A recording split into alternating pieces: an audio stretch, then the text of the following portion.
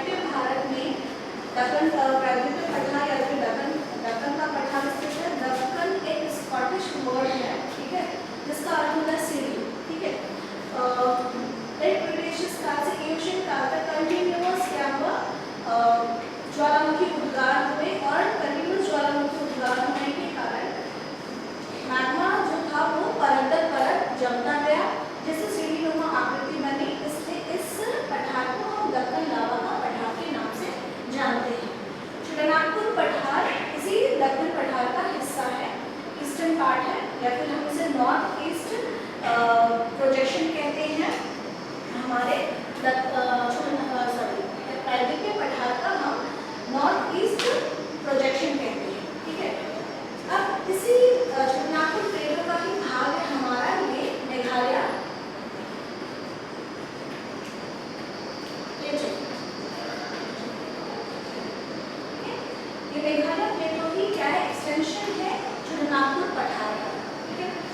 तो अब आप देखोगे कि छोटानागपुर का पठार का मोस्ट ऑफ द जो एक्सटेंशन है, विस्तार है, वो झारखंड में है। कुछ पार्ट उड़ीसा का है और कुछ पार्ट दक्षिणी बिहार का है, ठीक है। लेकिन उड़ीसा और बिहार में बहुत कम भाग मिलते हैं छोटानागपुर प्लेटो के, मोस्ट ऑफ द भाग मिलता है झारखंड में, ठीक है। लेकिन झारखंड से मेघालय का अगर सिचुएशन आप देखोगे तो मेघालय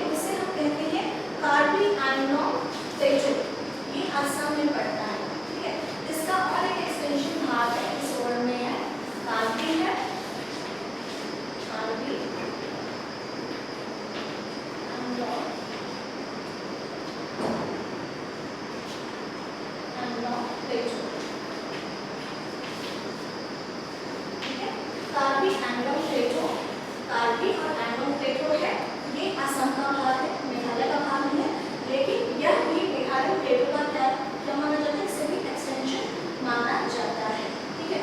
और इसके अतिरिक्त गारो, खासी, जयंतिया, इन तीनों पहाड़ियों के अतिरिक्त और कुछ पहाड़ियां हैं, जैसे कि है मिकिल हिल्स है,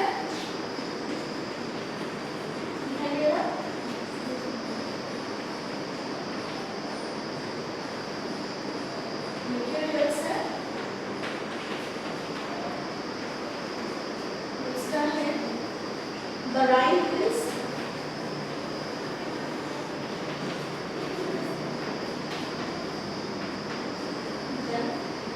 रेंगमा हिल्स,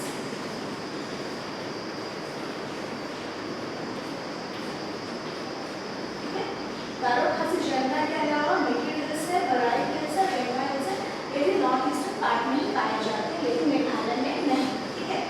मिकिल हिल्स असम में, बराई हिल्स भी मणिपुर के आसपास में है, ठीक है। रेंगमा भी नागालैंड के क्षेत्र में है, ठीक है। तो यहाँ पे और बेसिकली ये जो गारो, खासी, जयंतिया जो पहाड़ियाँ हैं, इन पहाड़ियों का नाम पड़ा है इस क्षेत्र में रहने वाली जनजातियों के नाम से। इट मीन्स कि गारो हिल्स में गारो जनजाति रहती है, खासी हिल्स में खासी जनजाति रहती है, और जयंतिया हिल में जयंतिया जनजातियां निवास करती हैं, ठीक है।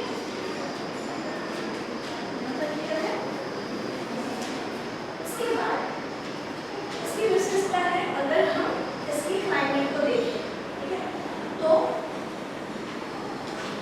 मैंने कल भी बताया था कि दक्षिण पश्चिमी जो मॉनसून विंड्स इंडिया में प्रवेश करती हैं या नॉर्दर्न हेमिस्फीयर में गोलार्ध में प्रवेश करती हैं, तो ये भारत के पास दो भागों में बट जाती है, एक अरेबियन ब्रांच के रूप में और एक बे ऑफ बंगाल ब्रांच के रूप में। अरब सागर की जो शाखा है या अरेबियन ब्रांच जो है वो सबसे पहले केरला में हिट करती है 1 जून को, उसके बाद पूरे पश्चिमी घाट में वर्षा कराती है, ये पश्चिमी घाट है, ठीक है, पश्चिमी घाट के पश्चिमी भाग में वर्षा कराती है, और एक भाग गुजरात और महाराष्ट्र के बीच में यहाँ पे अरावली पर्वत है, अरावली हिल्स है, ठीक है।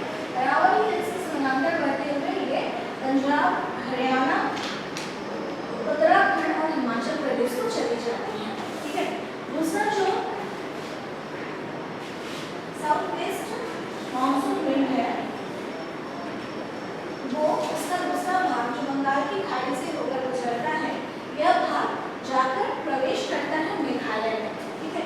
तो यहाँ पे क्योंकि यहाँ पे ये हिली भाग है, ये वायु हवाएं जाकर जो मानसून विंड है वो जाकर यहाँ पे ट्रैप हो जाती है, फंस जाती है, ठीक है, और जिसके कारण ये मेघालय में काफी ज्यादा बारिश कराती है। तो मेघालय में वो जगह है जो कि खासी हिल्स में है, चेरापूंजी और मानसिंगराम, चेरापूंजी और मानसिंगराम, जहां विश्व में सबसे अधिक वर्षा होती है, ठीक है। मानसिंगराम ऐसा जगह पाए गए हैं जहाँ पे साल भर में सबसे अधिक वर्षा होती है, और चेरापूंजी में रेनफॉल इंटेंसिटी ज्यादा पाया जाता है, ठीक है, वर्षा की तीक्ष्णता कहते हैं।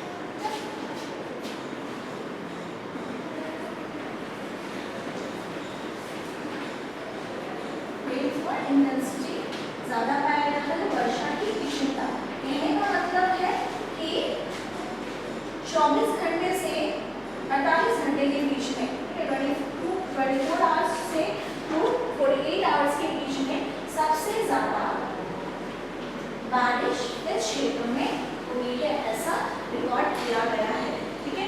तो दो जगह यहाँ पे विश्व में सबसे अधिक वर्षा होती है। वर्षा के बावजूद यह क्षेत्र सूखाग्रस्त क्षेत्र की श्रेणी में भी आता है, ठीक है। और क्यों आता है? क्योंकि यह नागपुर प्लेटो का भाग है, मतलब रायगढ़ के पठार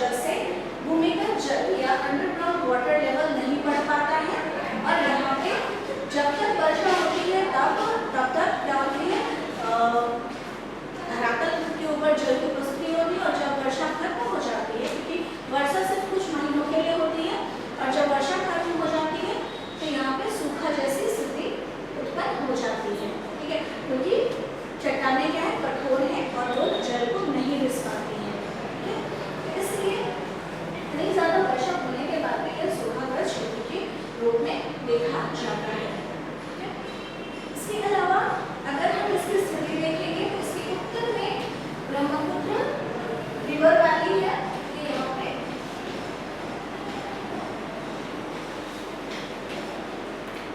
और इसके नीचे में है बांग्लादेश, बांग्लादेश का प्लेन एरिया। ठीक है,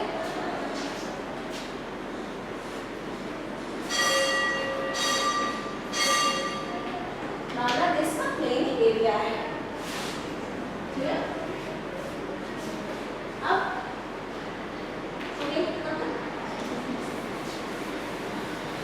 अब कुछ फैक्ट्स हम लोग लेते हैं सर्व ऑफ मेघालय के बारे में।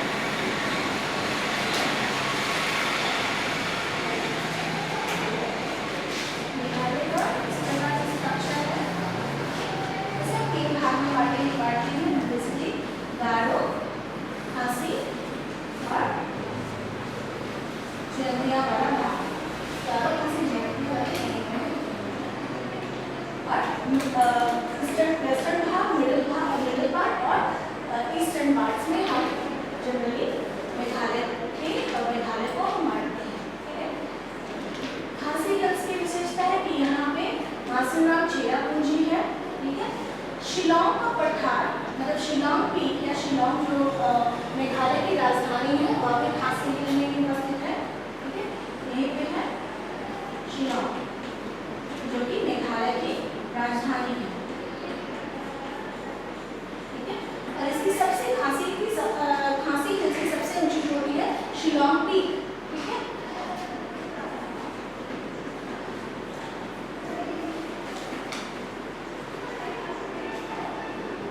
गारो हिल्स की यहाँ पे ये खासी हिल्स है,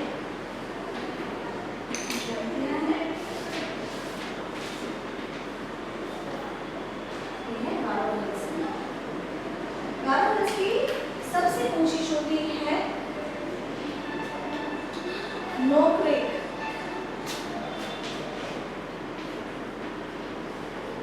ये highest peak of Garo hills है। ठीक है, नोक्रेक एक्चुअली बायोस्फीयर रिजर्व भी है, जलमंडल आगार जिसे कहते हैं।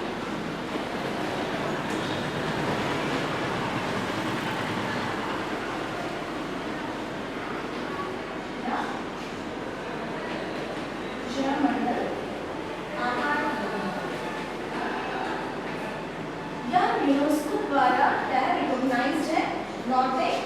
ठीक है, यूनेस्को ने सबसे पहले भारत में 3 बायोस्फीयर रिजर्व को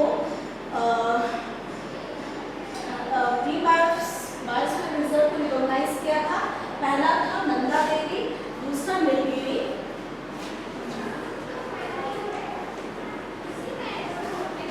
नंदा देवी उत्तराखंड, नीलगिरी तमिलनाडु।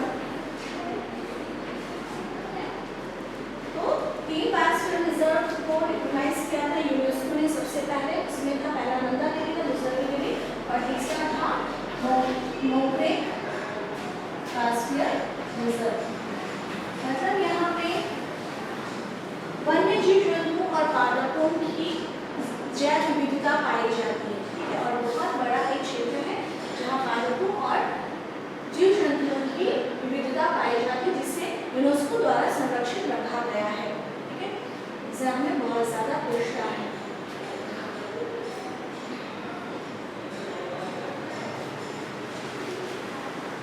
अब मेघालय को स्कॉटलैंड ऑफ ईस्ट भी कहते हैं।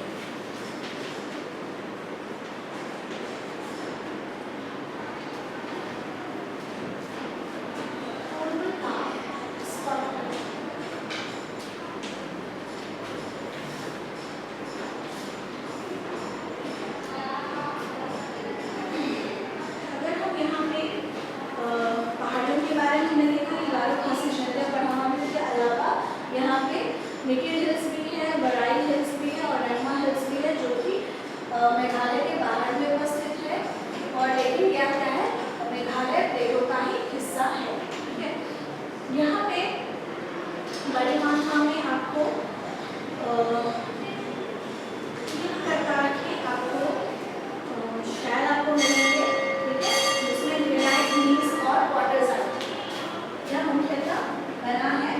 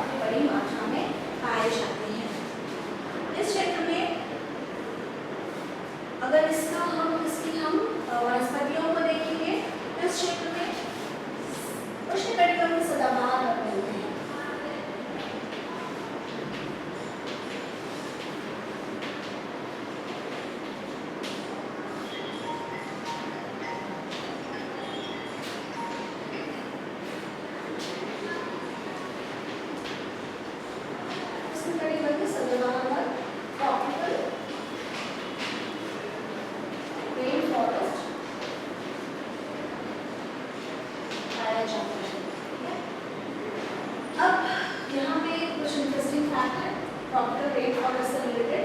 कुछ एरिया में ट्रॉपिकल रेन फॉरेस्ट में पाया जाता है, कुछ एरिया में डिस्प्यूज फॉरेस्ट में मिलता है, ठीक है। पर्णपाती वन जिसको कहते हैं, ऐसे वन जो कि अपना पत्ता एक स्पेसिफिक मौसम में अपना पत्ता छाटते हैं, ठीक है। वैसे वन भी मिलते हैं, लेकिन मोस्ट ऑफ द एरियाज में आपको ट्रॉपिकल रेन फॉरेस्ट मिलेगा, ठीक है। इसको इन लोगों ने सेक्रेड फॉरेस्ट या पवित्र वन के रूप में संरक्षित रखा है, ठीक है। बहुत सारे क्षेत्र में मेघालय में आपको सेक्रेड फॉरेस्ट या पवित्र वन मिलेंगे, जिसको वहाँ की जनजातियों ने रिजर्व रखा हुआ है। वहाँ से अगर आप उन वनों में जाओगे, आप वहाँ से एक पत्थर एक पत्ता तक नहीं लेकर आ सकते, ठीक है। आप जाओ, वहाँ की खूबसूरती को, वहाँ की प्रकृति को देखो, ऑब्जर्व करो, लेकिन वहाँ से आप कुछ भी उठाकर नहीं ला सकते, या इसलिए कि वहाँ की जनजातियाँ उसे पवित्र मानती है और उसे संरक्षित रखती है, ठीक है। तो ये सदाबहार वन ही है। और सदाबहार वन के जो पेड़ पौधे होते हैं उनकी विशेषता क्या होती है कि वे बहुत ज़्यादा घने, बहुत ऊंचे होते हैं, क्योंकि जल भी बहुत मिलता है और सूर्य का प्रकाश भी बहुत ज़्यादा मिलता है। लेकिन बहुत अधिक जल की मात्रा होने के कारण क्या होता है, मृदा का पोषक तत्व जल के साथ बह जाता है, ठीक है। जिसके कारण इस यहाँ के जो वृक्ष होते हैं वे अपने तनों को जड़ के रूप में विस्तृत करते हैं, या तनों को जड़ के रूप में फैलाने लगते हैं, ठीक है, ताकि वे हवा में मौजूद पोषक तत्वों को ग्रहण कर सके, ठीक है। तो ये इस प्रकार से इनके जड़ निकलकर एक दूसरे पेड़ से क्या होते हैं, कनेक्टेड हो जाते हैं, ठीक है। इसके अलावा यहाँ पे क्लाइंबर्स बहुत रहते हैं, तारे बहुत मिलते हैं, ठीक है। हालांकि जो पेड़ पौधे होते हैं वे काफी घने और काफी ऊंचे होते हैं, ठीक है। सदाबहार वन की विशेषता यहाँ पे झाड़ियाँ कम पाई जाती है, ठीक है।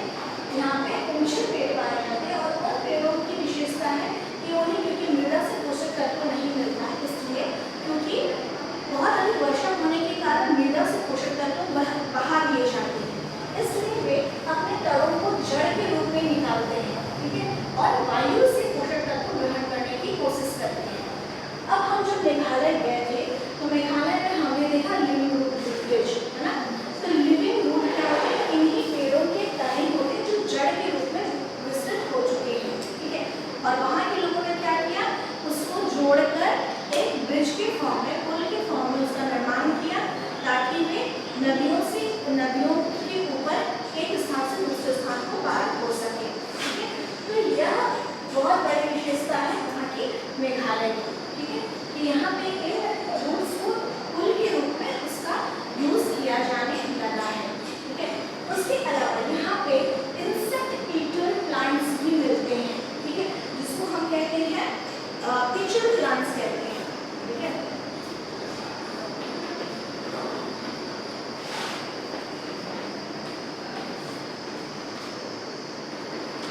पिचल प्लांट या इंसेक्ट ईटर प्लांट कहते हैं, या इंसेक्टोवाइरस या कीट मच्छी पौधे कहते हैं।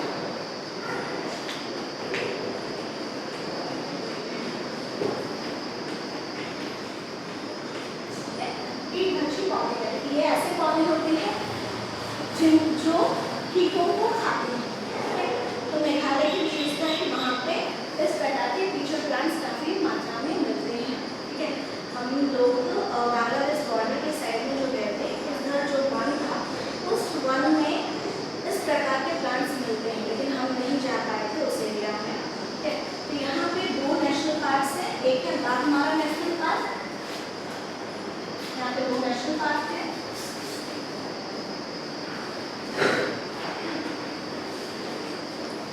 बाघमारा नेशनल पार्क, दूसरा है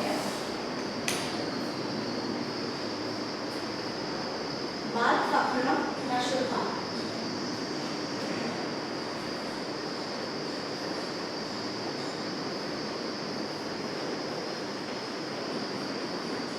यहाँ पे 2 नेशनल पार्क है,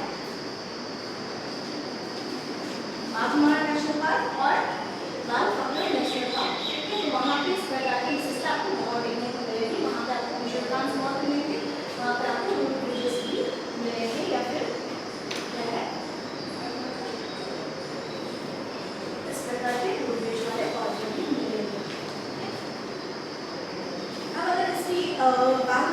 नेशनल पार्क में आपको, क्योंकि हमने पढ़ा कि यहाँ पे क्या है, लाइमस्टोन काफ़ी ज़्यादा पाया जाता है। तो हमारा नेशनल पार्क में लाइमस्टोन काफ़ी बड़ी संख्या में मिलती है, ठीक है। अब लाइमस्टोन की विशेषता होती है कि वो जल से बहुत तीव्रता से घुल जाता है और वह क्या होता है, जमीन में रिसने लगता है, ठीक है। और जमीन पर रिसते हुए वह गुफाओं का निर्माण करता है, जैसे हम लोग मौसमी क्या कहते हैं, ठीक है, कहते हैं ना केव में, उस केव का भी निर्माण लाइमस्टोन से ही हुआ है, ठीक है। इस प्रकार के बहुत सारे केव, इनफैक्ट की 9 केव्स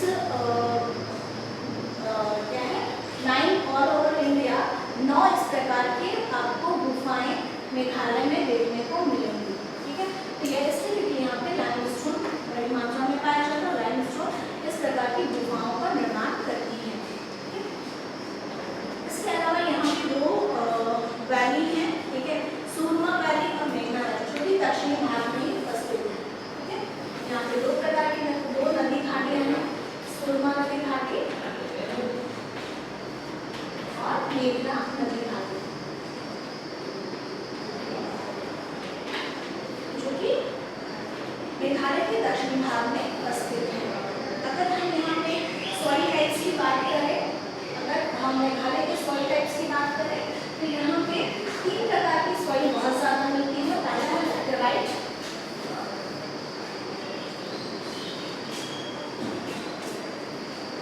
दूसरा है पीच, तीसरा है लाल मिट्टी।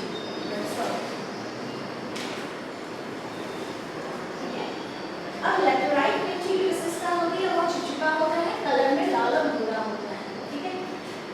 पीच मिट्टी यह पौधों के सड़ने गलने से इस प्रकार की मृदा का निर्माण होता है। लाल मिट्टी की क्या होती है, कृषि के लिए थोड़ी बहुत उपजाऊ होती है, ठीक है।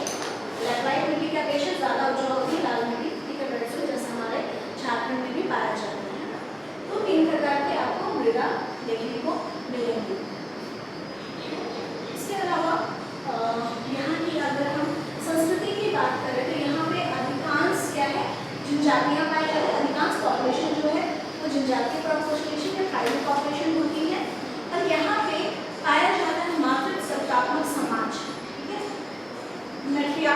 मैट्रियार्कल सोसाइटी पाया जाता है, मातृसत्तात्मक समाज पाया जाता है। यहाँ पे जो वंश होते हैं, ठीक है, वो माँ के नाम से आगे बढ़ते हैं, ठीक है। जैसे हमारे यहाँ पैट्रियार्कल सोसाइटी पाया जाता है, पितृसत्तात्मक समाज पाया जाता है। यहाँ के समाज की बड़ी विशेषता है कि यहाँ पे मातृसत्तात्मक समाज या मैट्रियार्कल सोसाइटी पाया जाता है। और इस यहाँ पे जब विवाह होते हैं तो लड़के अपना घर छोड़कर लड़की के घर रहने जाते हैं, ठीक है। तो ये बहुत बड़ी विशेषता है। इसके अलावा अगर आप मार्केट एरिया में गए होंगे या बाजार में आप गए तो बाजार में भी आपको अधिकांश फीमेल्स ही आपको दिखेंगे, ठीक है। तो महिलाओं की बहुत स्ट्रॉन्ग स्थिति देखने को मिलती है इस राज्य में।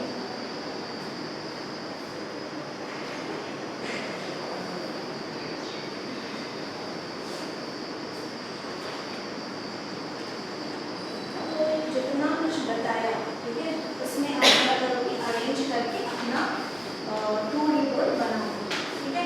पहले आप मेघालय का जियोलॉजी बताओगे, ठीक है, निर्माण कैसे हुआ, उसके निर्माण प्रक्रिया, ठीक है, कि किस प्रकार वह पत्थर पेड़ों से अलग अलग उसका निर्माण हुआ, नाटकों से कैसे अलग हुआ, राजमहल गार्डोग्राफ क्या है इसके बारे में बताओगे, मेघालय के जियोलॉजी के बारे में बताओगे स्पेसिफिक, ठीक है। उसके बाद उसकी फिजियोग्राफी के बारे में बताओगे कि यहाँ की वो आकृति कैसी है, ठीक है, पहाड़ है और पठारी एरिया है, ठीक है। हाँ, बहुत सारे एरियाज हैं जो कि इरोडेड हो चुके हैं, अपरदित हो चुके हैं, ठीक है। उसके बाद आप इसके वनस्पति के बारे में, यहाँ की जलवायु के बारे में बताओगे कि किस प्रकार का रेनफॉल होता है, किस प्रकार का यहाँ पर टेम्परेचर पाया जाता है, किस प्रकार के रेन फ्लो होते हैं, ठीक है। उसके बाद आप बताओगे यहाँ की वनस्पति के बारे में, पेड़ पौधों के बारे में, कौन कौन से नेशनल फॉरेस्ट हैं, कौन कौन से बायोस्फीयर रिजर्व्स हैं, उनके बारे में एक्सप्लेन करके बताओगे। नेशनल फॉरेस्ट के बारे में, नेशनल जो मैंने 2 नेशनल फॉरेस्ट के बारे में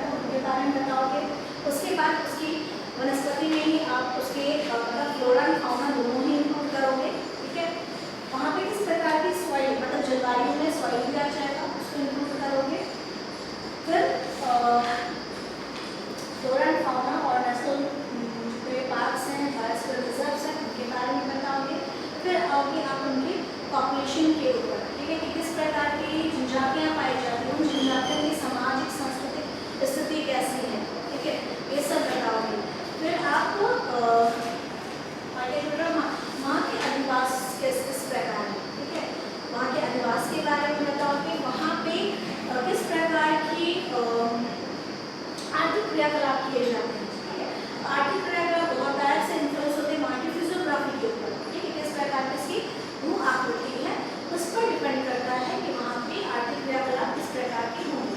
वहाँ पे मिनरल रिसोर्सेज बहुत है लेकिन माइनिंग अपेक्षाकृत शुष्कांक पेड़ों पे बहुत ही कम होता है। ठीक है, तो उनके वीडियोज को बताओगे कि किस कारणों से वहाँ पे माइनिंग कम होती है। ठीक है, इसके अलावा यहाँ पे अभी वर्तमान के समय में पर्यटन उद्योग का विकास बहुत ज़्यादा हुआ है। ठीक है, तो पर्यटन उद्योग किस प्रकार वहाँ की आर्थिक स्थिति को स्ट्रॉन्ग करने में अपना योगदान दे रहा है। ठीक है, किस प्रकार को कंट्रीब्यूट कर रहा है वहाँ की इकोनॉमी को स्ट्रॉन्ग करने के लिए। ठीक है, तो ये सब मिलके हाँ उसके बाद लास्ट में आप उनके क्या है पर्यावरण के बारे में बताओगे, पर्यावरण रेगुलेशन के बारे में, है ना, एनवायरमेंटल रेगुलेशन या पर्यावरण अवनयन के बारे में बताओगे कि किन किन कारणों से इस क्षेत्र में पर्यावरण अवनयन हो रहे अथवा नहीं हो रहे। हो सकता है या बहुत, क्योंकि मैंने बताया कि यहाँ पे बहुत सारे सेक्रेड फॉरेस्ट पाए जाते हैं, पवित्र वन पाए जाते हैं जहाँ पे यहाँ की जनजातियाँ उनको बहुत ही संरक्षित रखती हैं। ठीक है, तो हो सकता है पर्यावरण अवनयन न के बराबर, क्योंकि अभी मैंने देखा कि पॉपुलेशन सॉरी क्या है एयर क्वालिटी इंडेक्स ना सबसे अच्छा है मेघालय का और सिक्किम का। ठीक है, यहाँ का एयर सबसे ज़्यादा इंडिया में सबसे ज़्यादा शुद्ध एयर कहीं पाया जाता है। शुद्ध एयर है, इट मीन्स कि यहाँ पे पॉल्यूशन न के बराबर हुआ है। ठीक है, तो उसके बारे में बताओगे या फिर आने वाले समय में एनवायरमेंटल डेकोरेशन की क्या संभावनाएं हो सकती है कि बहुत सारे रोड कंस्ट्रक्शन वगैरह हमने देखा था। ठीक है, और रोड कंस्ट्रक्शन का क्या प्रतिफल आने वाले समय में हो सकता है, इसको आप अपने शब्दों में बताओगे, एनालाइज करके बताओगे, है ना। जब सब चीज़ आप पढ़ोगे तो अपने मतलब इस ये जो आंसर होगा वो एनालिटिकल होगा, है ना, एनालाइज करके आप खुद का क्या बोलेंगे आंसर आप लिखोगे उसमें। ठीक है, तो उसको कंप्लीट कर लोगे हो जाएगा।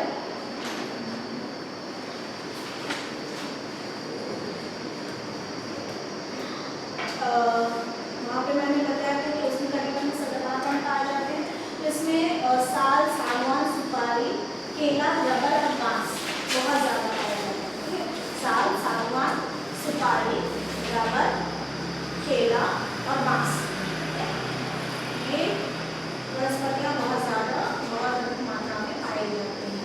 और आपने वहाँ पे सुपारी का प्रचलन देखा ही होगा, वहाँ वो उनके रिचुअल्स का हिस्सा है, उनके संस्कृति उनके रीति रिवाज का हिस्सा है। ठीक है, तो वहाँ पे महिलाएं पुरुष सभी सुपारी खाना बहुत पसंद करते हैं, तो वहाँ पर उनका प्रोडक्शन भी बहुत ज़्यादा होता है। ठीक है, कहीं कहीं पे चाय बागान भी है इस क्षेत्र में, मेघालय के क्षेत्र में कहीं कहीं पे चाय बागान भी है। वहाँ पे कृषि में हल्दी का बहुत ज़्यादा प्रोडक्शन होता है। ठीक है, वहाँ पे ऑर्गेनिक हल्दी पाया मिलता है। ठीक है, वहाँ पे कुछ खेती होती है उसकी। और बेसिकली वहाँ पे पठारी क्षेत्र है, बहुत जो मिट्टी नहीं है, वर्षा के लिए मतलब जल के लिए वे वर्षा पर ही डिपेंड होते हैं, मानसून के ऊपर ही डिपेंड करते हैं। इसलिए वहाँ पे चावल या मतलब धान की खेती नहीं की जाती है, गेहूँ की खेती नहीं होती है वहाँ। तो धान की खेती होती है, मतलब उसके खाने में चावल की प्रधानता होती है। इसी प्रकार का बहुत बड़ा